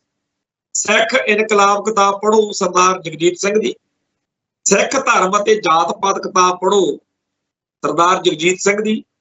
ਹਜ਼ਾਰਾਂ ਇਹੋ ਜਿਹੇ ਵੇਰਵੇ ਮਿਲਣਗੇ ਜਿੱਥੋਂ ਸਾਨੂੰ ਸ਼ਰਮ ਆਉਣ ਲੱਗ ਜੂ ਕਿ ਅਸੀਂ ਉਹਨਾਂ ਗੱਲਾਂ ਨੂੰ ਪੜ੍ਹਿਆ ਹੀ ਕਿਉਂ ਜਿੱਥੇ ਕਿਸੇ ਖਾਸ ਬਰਾਦਰੀ ਨੂੰ ਨੀਵਾਂ ਦਿਖਾਇਆ ਗਿਆ ਸੀ। ਅਸੀਂ ਤਾਂ ਕਿਸੇ ਹੋਰ ਦੇ ਵੀ ਧਰਮ ਨੂੰ, ਕਿਸੇ ਹੋਰ ਦੀ ਬੋਲੀ ਨੂੰ, ਕਿਸੇ ਹੋਰ ਦੇ ਸੱਭਿਆਚਾਰ ਨੂੰ, ਕਿਸੇ ਹੋਰ ਦੇ ਪਹਿਰਾਵੇ ਨੂੰ ਬਣਾ ਨੀਵਾਂ ਦਿਖਾਈਏ, ਕਿਉਂਕਿ ਅਸੀਂ ਨਸਲਵਾਦੀ ਨਹੀਂ ਹੈਗੇ। ਅਸੀਂ ਕਿਸੇ ਦੇ ਕਾਲੇ ਰੰਗ ਕਰਕੇ ਨਿਗਰੋ ਨੂੰ ਵੀ ਇਹ ਤਾਂ ਇਦਾਂ ਦੇ ਆ, ਨਹੀਂ, ਸਾਡੇ ਚ ਨਹੀਂ। ਅਸੀਂ ਤਾਂ ਉੱਥੇ ਬਣਾ ਦਿਖਾਈਏ, ਪਰ ਸਾਨੂੰ ਅੱਜ ਕੀ ਬਿਮਾਰੀ ਪੈਣ ਲੱਗ ਪਈ ਕਿ ਅਸੀਂ ਆਪਦੀ ਹੀ ਬਰਾਦਰੀ ਦੇ ਵਿੱਚੋਂ, ਆਪਦੇ ਹੀ ਸਿੱਖ ਭਾਈਚਾਰੇ ਦੇ ਅੰਦਰੋਂ ਉਹਨਾਂ ਦੀਆਂ ਬਰਾਦਰੀਆਂ ਫਰੋਲ ਫਰੋਲ ਕੇ ਕਿਸੇ ਨੂੰ ਭਾਪਾ ਤੇ ਕਿਸੇ ਨੂੰ ਜੱਟ ਕਹਿ ਕੇ, ਕਿਸੇ ਨੂੰ ਹੋਰ ਕਹਿ ਕੇ ਟਾਰਗੇਟ ਕਰਨ ਲੱਗੇ। ਨਹੀਂ ਭਾਈ, ਸਾਨੂੰ ਸਾਰਿਆਂ ਨੂੰ ਗੁਰੂ ਦੀ ਰੀਤ ਅਪਣਾਉਣੀ ਪਊਗੀ। ਗੁਰੂ ਦੀ ਰੀਤ ਕੀ ਆ? ਇਹ ਆਪਣੀ ਸਾਰਿਆਂ ਦੀ ਇੱਕੋ ਬਰਾਦਰੀ ਹੈ, ਉਹ ਹੈਗੀ ਆ ਖਾਲਸਾ ਬਰਾਦਰੀ, ਸਿੱਖ ਧਰਮ। ਸਿੱਖ ਧਰਮ ਦੇ ਵਿੱਚ ਸਾਨੂੰ ਕਿਤੇ ਵੀ ਇਹ ਮੱਤਾਂ ਨਹੀਂ ਦਿੱਤੀਆਂ ਗਈਆਂ ਕਿ ਆਪਦੇ ਆਪ ਨੂੰ ਵੱਡਾ ਦਿਖਾਉਣ ਲਈ ਕਿਸੇ ਹੋਰ ਦੀ ਬਰਾਦਰੀ ਨੂੰ ਛੋਟਾ ਦਿਖਾਉਣਾ। ਨੁਕਸ ਜਿਹੜੇ ਆ ਉਹ ਨਿੱਜੀ ਤੌਰ ਤੇ ਹੋ ਸਕਦੇ ਆ ਕਿਸੇ ਵਿਅਕਤੀ ਦੇ ਵਿੱਚ। ਉਸ ਸਿੱਖ ਦੇ ਉਸ ਨੁਕਸ ਦੀ ਗੱਲ ਕਰਦਿਆਂ ਹੋਇਆਂ ਉਹਦੀ ਪੂਰੀ ਬਰਾਦਰੀ ਨੂੰ ਟਾਰਗੇਟ ਕਰਨਾ ਬਹੁਤ ਹੀ ਜ਼ਿਆਦਾ ਕਲੰਕ ਆ, ਬਹੁਤ ਹੀ ਭੈੜੀ ਗੱਲ ਆ, ਪਾਪ ਆ। ਇਹ ਤੋਂ ਬਚੀਏ।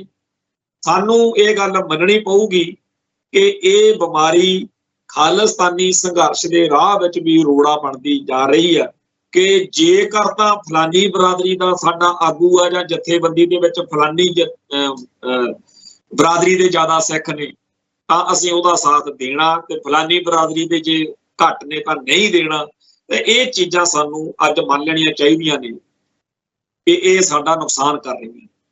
ਖੈਰ, ਹੋ ਸਕਦਾ ਅੱਜ ਦੇ ਇਸ ਵਿਸ਼ੇ ਨਾਲ ਬਹੁਤ ਸਾਰੇ ਭੈਣ ਭਰਾਵਾਂ ਨੂੰ ਸਮੱਸਿਆ ਹੋਵੇ, ਕਿਉਂਕਿ ਇਹ ਵਿਸ਼ਾ ਬੜਾ ਸੈਂਸਿਟਿਵ ਜਿਹਾ ਵਾ। ਕੋਈ ਨਾ ਕੋਈ ਲਾਈਨ, ਕੋਈ ਨਾ ਕੋਈ ਗੱਲ ਕਿਸੇ ਨਾ ਕਿਸੇ ਨੂੰ ਚੁਭ ਸਕਦੀ।